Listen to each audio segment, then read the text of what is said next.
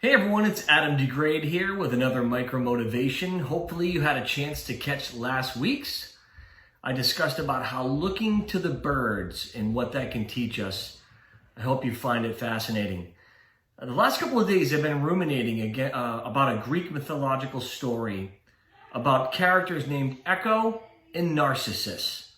So there's two characters, Echo and Narcissus. Echo was a Greek god who was cursed by one of Zeus's wives or lovers, I can't remember exactly.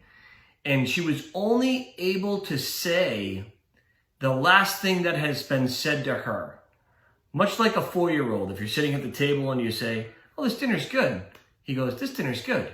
And I say, "Honey, you did a great job. Honey, you did a great job." Drives people crazy, right?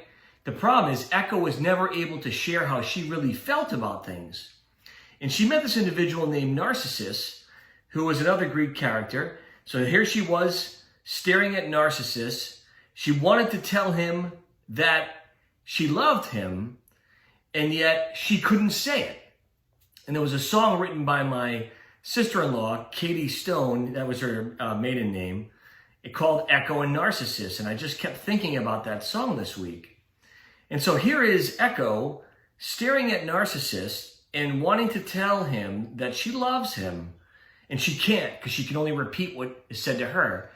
And Narcissus is completely missing the fact that this beautiful woman, Echo, wants to fall in love with her because he's staring at his own reflection in the water. So here you have Echo not able to say how she feels, Narcissus not even paying attention to her because he keeps staring at himself. And for the sake of this illustration, I want to talk a little bit about Narcissus. Narcissus, I'm very much a lot like that. I think many of us are. We're so focused on ourselves, especially during this whole quarantining situation when you start to focus on yourself, wondering, do I have this? And we can even miss those that we love that are right around us, by the way.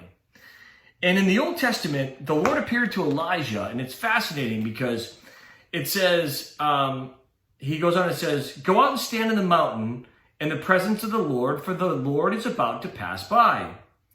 Then a great and powerful wind tore through the mountains apart and shattered the rocks before the Lord. But the Lord was not in the wind. And after the wind there was an earthquake, but the Lord was not in the earthquake.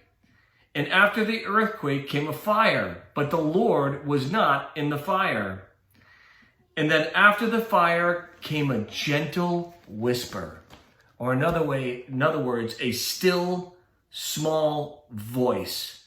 You see, for those of us that are like Narcissus, that can't understand that there is a loving God who is reaching out to us, we're always looking for God to give us a giant sign when he is speaking in a still small voice, but we can't hear it and we can't see him because we're staring at ourselves.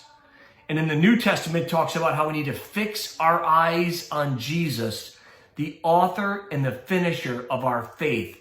And that's the point. God has been speaking to us. We can't hear him because we're so focused on ourselves. Let's listen today to that still small voice and see what God has to say to us. This has been a Micro Motivation with Adam DeGrade. Remember, if you can't make your point in under 4 minutes, you might not have one to make. Thanks for listening.